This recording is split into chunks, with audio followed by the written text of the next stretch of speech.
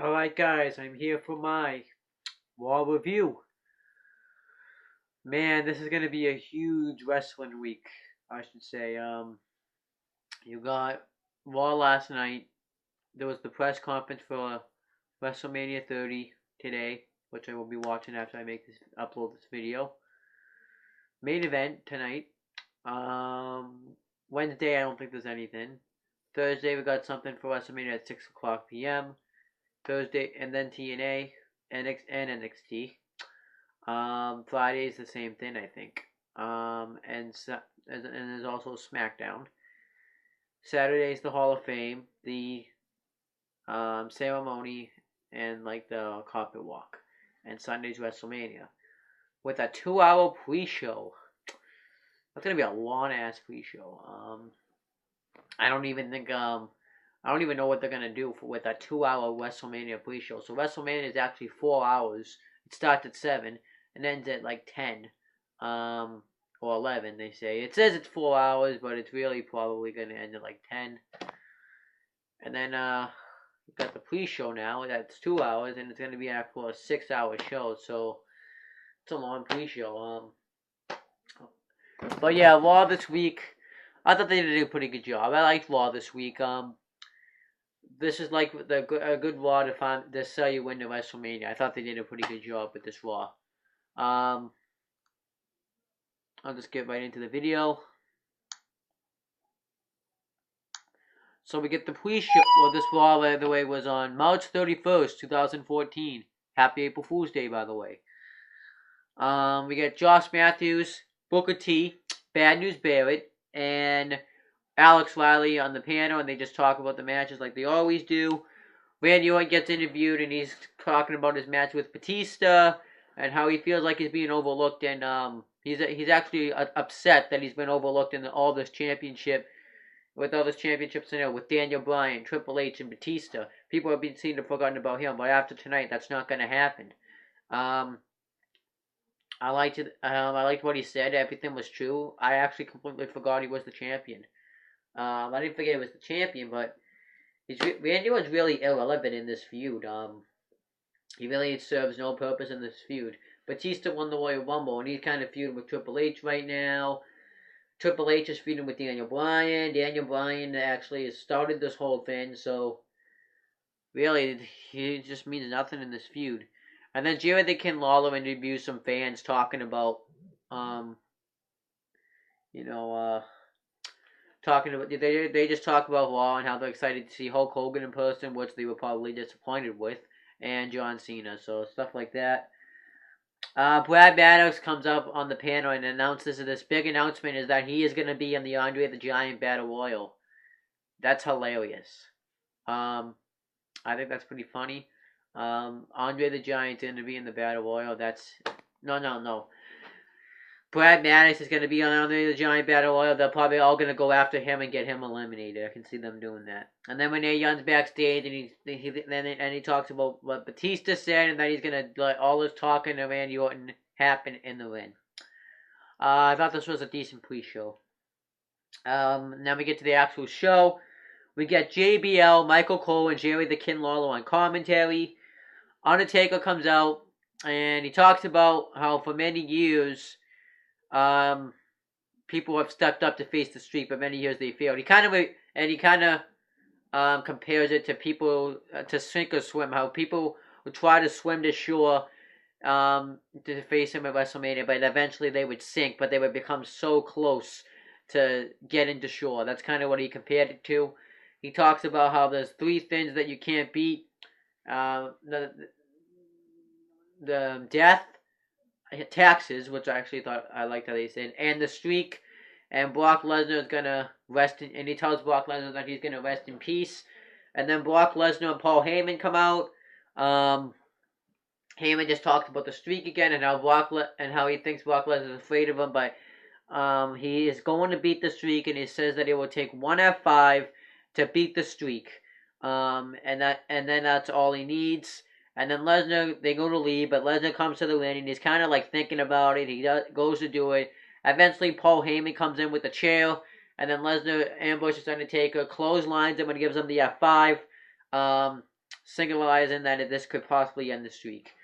I didn't really care for this. I'm not gonna lie to you. It just feels like that this is just like a typical. It doesn't feel like this is like a streak build-up. This feels like it was just a typical pay-per-view build-up that they would use. They don't. This isn't really personal. I think they should have gone the personal route. I guess this feud's fine for what it is, but this just feels like a typical Undertaker feud. I think I was expecting them to really do something with Undertaker, Brock Lesnar, like make it personal. You could have brought up when Undertaker and Brock Lesnar had that UFC fight, but you didn't do it. You just kind of went this like generic route. But I don't know. And then, I guess Brock Lesnar can't talk on the mic, but I even saw like they did like a UFC advertisement for him, and he would go out there and say whatever the hell he wanted to say. And he actually was a pretty good talker. I think if you let Brock Lesnar be like say whatever he wants to say, I think he could be great on the mic. But you're not doing that. You're having Heyman talk for him. So I'm just kind of pissed off what this feud kind of turned out to be. The match should be great though. I think the match will be phenomenal. And then we get a great match. Big E. We get Big E versus Alberto Del Rio. Great match. They had a good match. They had an okay match in SmackDown. I thought it was kind of boring because it was just bland, short. This match got a lot of time, and I really liked this match. Del Rio counters one of Big E's moves into a backstabber. Del Rio really works over the arm of Big E too. Throws it into the post. Banded against the step. I thought that was great. And Del Rio actually gets him in the cross arm breaker. But first, Big E's trying to power out of it. He doesn't have it quite in, but then he falls. And he's in the cross arm breaker, and you think he's tapping out. There's no way he's going to get out of this, but he powered out of it, which was sick. And then he hits a big splash. The first time he actually went for the splash, too, Del Rio got the knees up, which I thought was cool. And eventually, Del Rio does, the Big E's tangled up on the second turnbuckle. Del Rio gets off the top rope and stomps on his chest. And then Del Rio kicks him in the head for the win. And Del Rio wins the match. So I thought this was a great match. Really builds up both guys for the Andre the Giant Battle Royal. I really like, after WrestleMania, I would like to see Del Rio and Big E have like an IC title feud, which means Intercontinental Championship feud, because Big E's the Intercontinental Champion. That would be like a sick feud if you did Del Rio, Big E for the IC title, and then you put the title on Del Rio. That really would bring up the prestige, because he could feud with guys like Dolph Ziggler, maybe Sin Cara, guys like that. I think that Del Rio could run well with the Intercontinental Championship. They should give him like a mid-card run.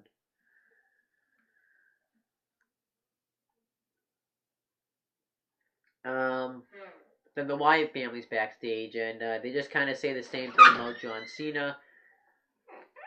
I like what they say about John Cena. That's cool.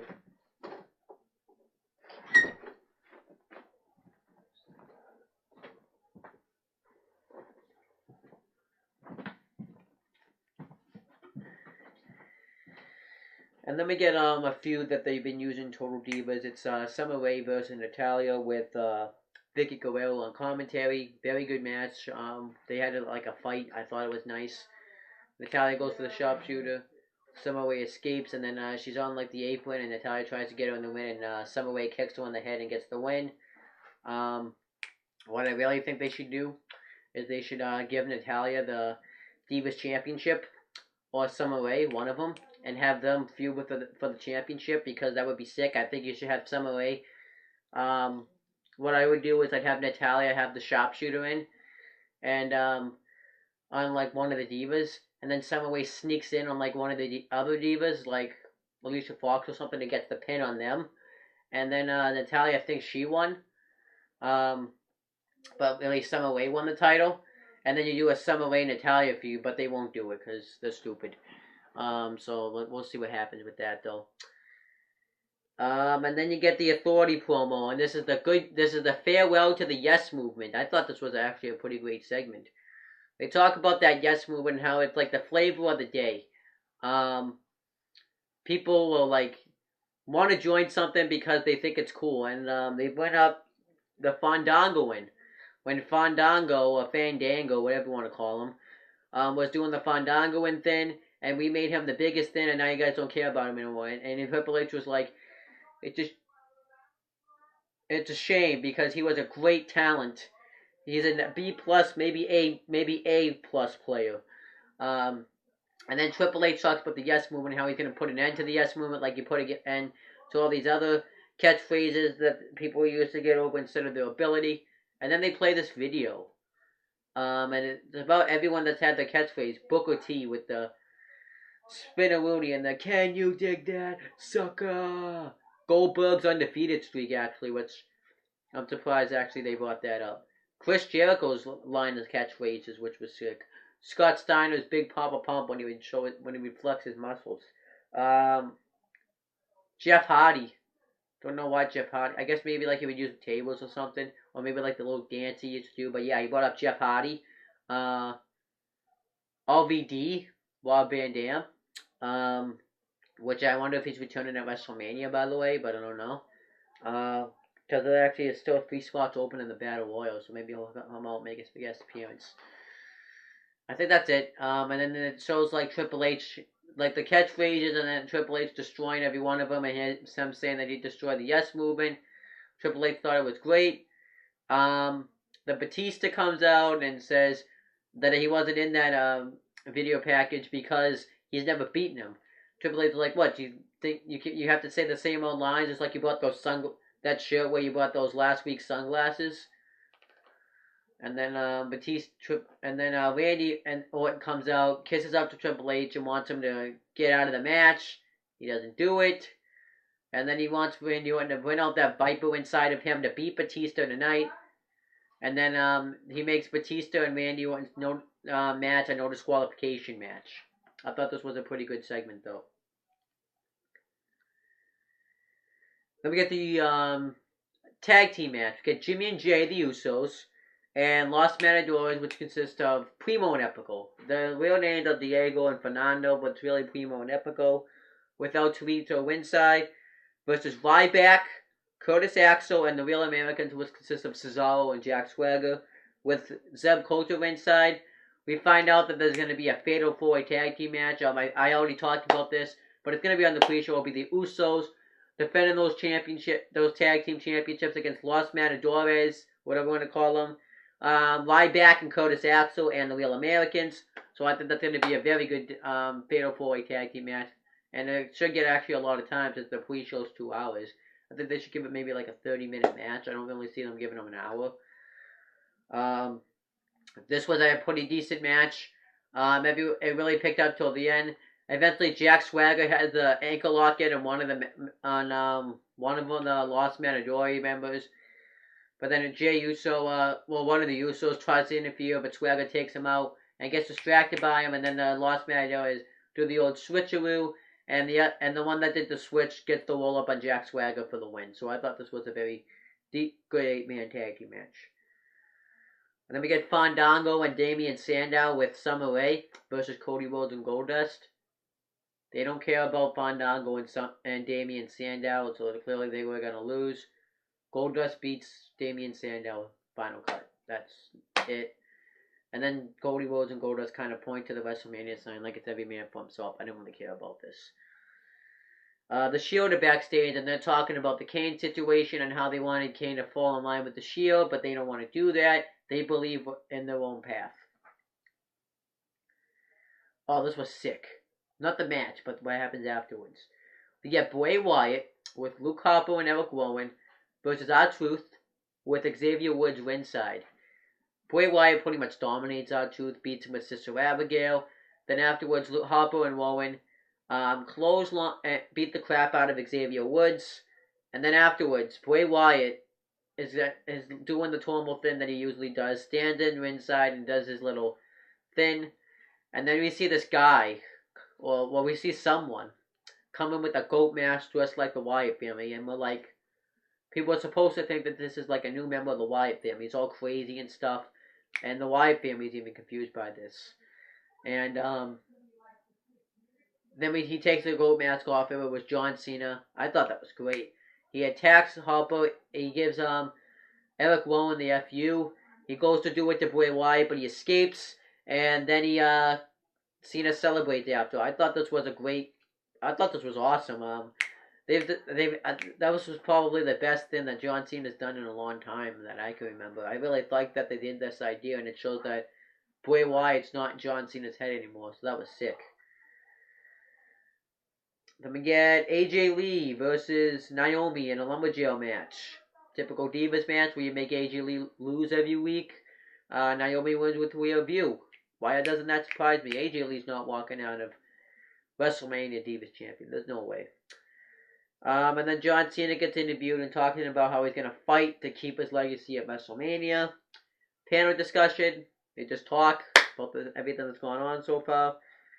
And we find out that you could have voted throughout the night on who you wanted Kane to face. Which member of the Shield. It could have been Seth Rollins, could have been Roman Reigns, and it could have been Dean Ambrose. Of course, it was Roman Reigns. I figured they wouldn't want to get him in the ring. They just had a very simple, nothing-to-it match. Eventually, the New Age Outlaws come out, which consists of the Road Dogg, Jesse James, and the Badass, Billy Gunn. And, but Dean Ambrose and Seth Rollins fight him off.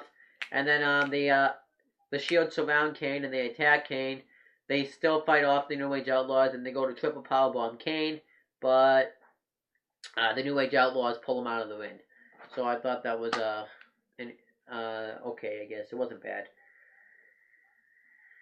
Then we get Piper's Pit WrestleMania edition, and he talked about the Andre being in part of the first WrestleMania because it was a year ago yesterday that it was the first WrestleMania, and he brings up the fact that he main evented it with Hulk Hogan, and he brings up the fact that he didn't get pinned, and he says that Andre the Giant made WrestleMania. It definitely has gotten cooler.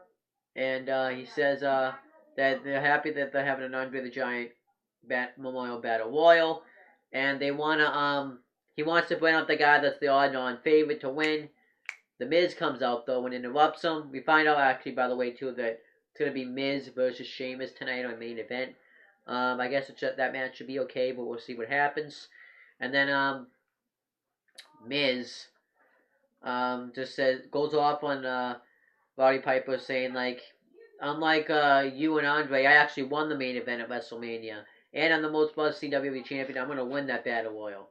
And Piper just tells Miz to get over there and let him bring out the guy. And then Sheamus comes out and says that he has no problem throwing Miz over the top rope and laying a blow kick on him right now. And then Piper's like, you, over here, now.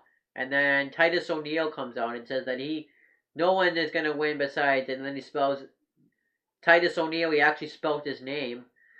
And then Dolph Ziggler comes out and says, I hate to steal the spotlight, no, I love to do it. And Piper's just having him out there, like, you, over here.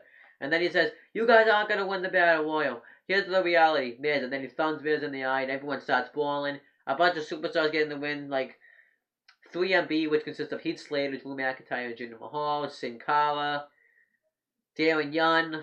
That's really all I think I saw.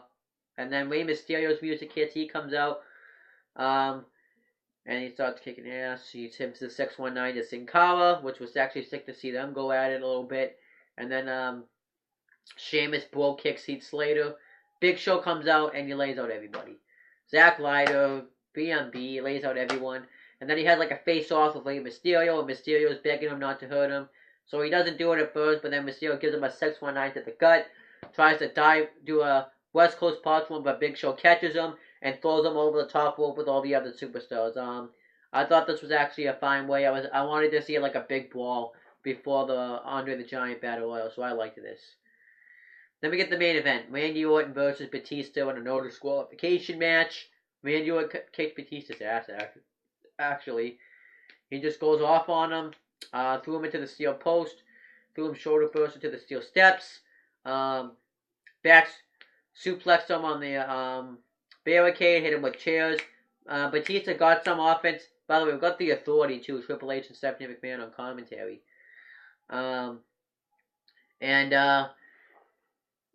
Batista starts to get some heat on him. He hits him with chairs, throws him into the steps, and starts going off on him. But then Orton eventually gains control. And then Orton was about to get ready to win this match. He hit the DDT on Batista. He's getting ready. He's all hyped. And then Daniel Bryan, who the Authority said that they had sent to New Orleans, where WrestleMania is being held. And they're like, and he just jumps the barricade and attacks Triple H. He goes off on Orton too, but he's beating the crap out of Triple H. Then Randy Orton throws him into the steps, and then Batista spears Orton because the match continues because it's no DQ. And then Bryan kicks Batista in the head, gives him the flying knee, and then he continues to beat the crap out of Triple H. He just beats the crap out of him over the barricade, everywhere. He even hit him with a kendo stick. He did everything, and then he hit the flying knee on Orton off the apron, and then he ends up celebrating in the win. So I thought this was a very good way to end Raw. I knew Bryan was going to pop up at the end of the show, but I also was kind of thinking that Triple H would like get in the ring and pedigree the Triple H or Batista and stand tall, and then Bryan would come out. So, but I like what they did here too. And then we get the backstage pass, and Daniel Bryan still celebrate. We still get the same guys on the panel: Josh Matthews, Bad News Barrett, and Alex Riley and Booker T. And then they just kind of ask Daniel Bryan like some questions about WrestleMania, and he answers them. It was kind of like what you would expect. We find out though that his shoulder's taped up, and then they talk about, and then the panel just talks about everything that they need to talk about. We get Brock Lesnar and Paul Heyman interview, and he says that they're gonna break the streak, and that was the end of the show. I thought this was a good way to end Raw to end off going into WrestleMania. I thought this was a pretty good show. And that's pretty much it for my video. The hot match of the night. I liked the Batista Randy Orton match. I also liked the Big E Del Rio match. I like the only matches I didn't really like on the show were the Diva match. Actually, the Lumberjack match. I'm just not a fan of Lumberjack or Lumberjack matches. They just kind of mean nothing to me. So yeah. But that's pretty much it for this video. I want to announce that I'm going to do my WrestleMania 30 predictions tomorrow. Because the build-up's pretty much done. I'm just going to do it tomorrow because I'm going to watch main event tonight and all that stuff. And I'm going to be pretty busy, so I'm going to make my WrestleMania 30 predictions tomorrow.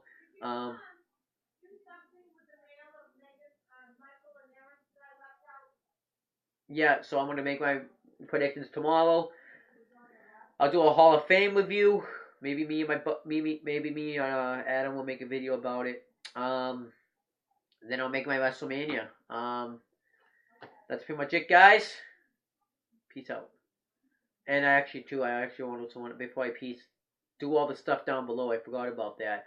The Snapchat, all that stuff. I really don't feel like talking anymore. So, and on this video, you're going to see it kind of late because I have another video I have to edit, and I want to get that up first. So that's pretty much it, guys. Peace out.